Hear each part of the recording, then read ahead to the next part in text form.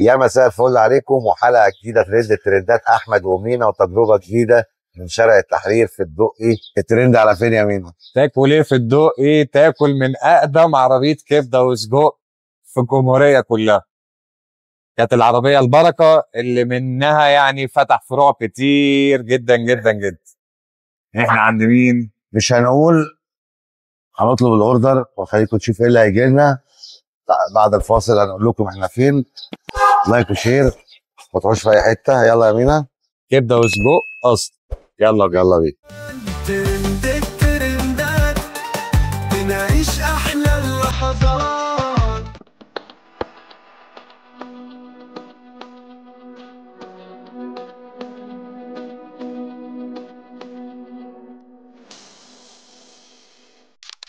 ورجعنا لكم تاني ترند ترندات احمد ومينا.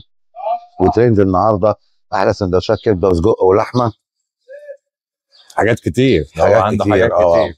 اه احنا عند عز المنوفي. الله اكبر يا مينا، عز المنوفي يا جماعه. طب اشمعنى عز المنوفي؟ احنا جينا عند العربيه الاصل لعز رقم واحد. المنوفي، والحاج اللي بيقعد فيها دايما. العربيه الاساس اللي على حسها فروع كتير اتفتحت. الاصل هنا، العربيه الاصل هنا. قلنا نيجي نشوف. تعالى يا مايكل كده بص معايا. عنده وجبه حلوه قوي قوي قوي، ارشحها للناس كلها. اسمها وجبه عز 2، سعرها 83 جنيه. اول حاجه في الوجبه ايه؟ سندوتش لحمه. اللحم.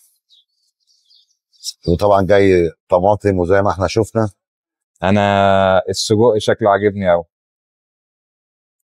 السجق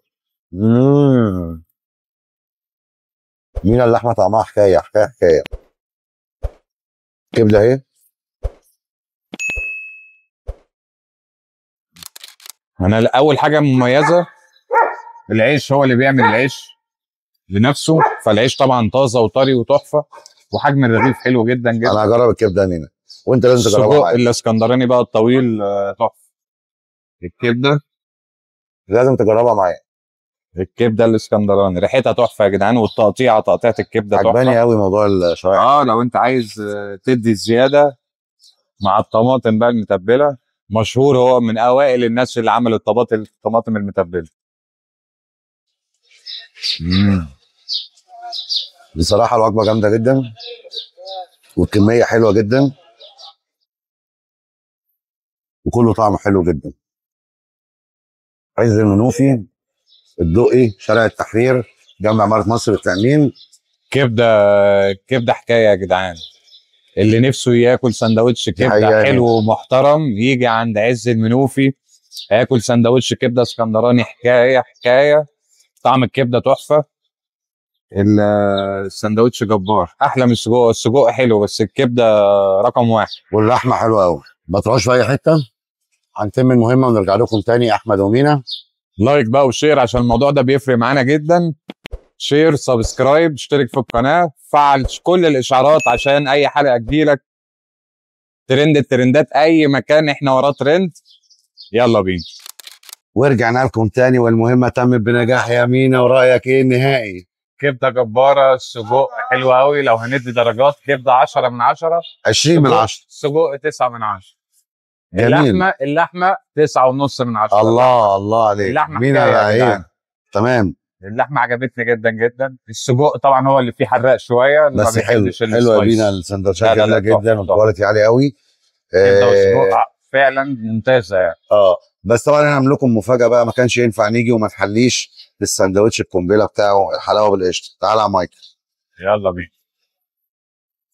حلاوه بالقشطه. ترطب على بعد الشطه على بطنك.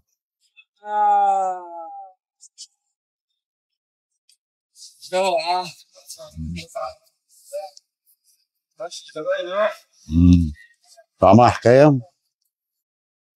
بنرشح لكم عربيه عز المنوفي في الدقي بقوه. اللي هيجي هينبسط. يا رب الحلقه تكون عجبتكم. الحلو اللي فيه ان هو السندوتش انت يعني ممكن تترعب منه، بس هو خفيف فعلا. هو خفيف مش تقيل قوي. القشطه من الطبق. القشطه برضو يعني مش مدي قشطه جامد، برضو مدي قشطه بنسبه كده خفيفه مع الحلاوه. لا، سندوتش ممتاز. ترطب بيه بعد الكبده والسجق لو انت يعني ايه الحرقان هيبتدي يشتغل معاك. سندوتش ساكالانس حلاوه بالقشطه، جامد. عز المنوفي الاصل. سلام.